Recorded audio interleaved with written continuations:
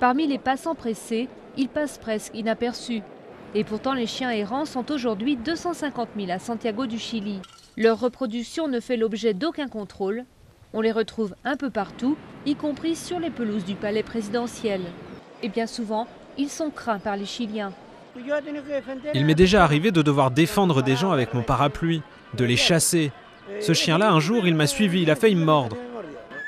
À Penaflor, près de Santiago, les habitants demandent aux autorités de réagir.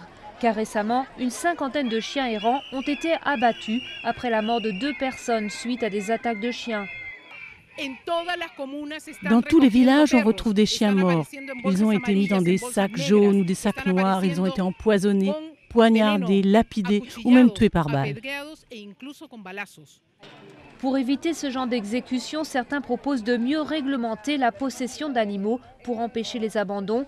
D'autres suggèrent qu'ils soient tout simplement stérilisés. C'est une très bonne solution parce que ça résout le problème à la base. Comme ça, il n'y aurait plus de chiots ni de problème de multiplication lorsqu'une chienne met au monde 10 petits. Les chiens les plus chanceux sont parfois adoptés. Ninon en a recueilli 54. Pour elle, ils sont bel et bien les meilleurs amis de l'homme et doivent être traités comme tels. Je préfère les chiens parce que les humains sont des traîtres. Ils sont déloyaux, ils se préoccupent de choses futiles, tandis que les animaux, eux, sont toujours tendres.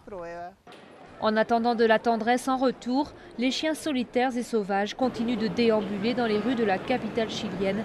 De son côté, le Parlement étudie un projet de loi qui pourrait bientôt mettre fin à leur errance.